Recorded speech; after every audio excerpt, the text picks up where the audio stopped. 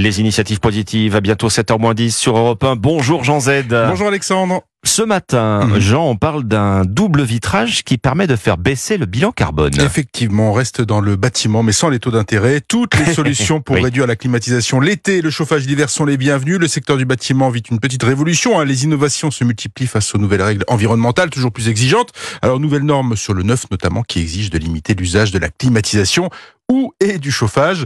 De nouveaux acteurs comme Immoblade à Toulouse veulent aussi réduire l'empreinte carbone des bâtiments pour les préparer au réchauffement climatique et prendre aussi au passage des parts de marché. Aussi possible. Oui, alors qu'est-ce qu'ils proposent concrètement? Alors l'idée des deux ingénieurs derrière Immoblade, c'est Xavier Sambelli et Patrick Calec, deux anciens d'Airbus, c'est de révolutionner le double vitrage. Les baies vitrées sont des gouffres énergétiques qui laissent passer le froid l'hiver et transforment l'habitation en bouilloire l'été. Ça arrive là, ça approche. Ça approche. À moins d'y installer des stores extérieurs ou la climatisation.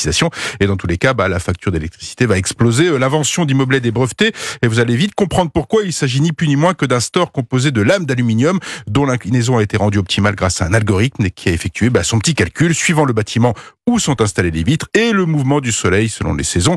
Sauf que le store n'est pas à l'extérieur de la fenêtre ou dans les locaux, il est à l'intérieur du vitrage, ce qui permet aux rayons solaires de réfléchir sur les lames pour éviter de pénétrer à l'intérieur de l'appartement ou de laisser entrer les rayons quand il fait froid. Bon, et cette technologie, elle allège la facture de combien à la fin du mois? Alors la facture, on ne sait pas, mais ce qu'on sait, c'est le bilan carbone, 10 à 20% quand même de la facture carbone au total d'un bâtiment au global, été comme hiver. Donc ça commence à être beaucoup, même pendant l'été, lorsque les rayons du soleil frappent le vitrage, ils sont reflétés vers l'extérieur. En hiver, c'est l'inverse, ils sont reflétés vers l'intérieur pour maintenir une température agréable dans les bureaux.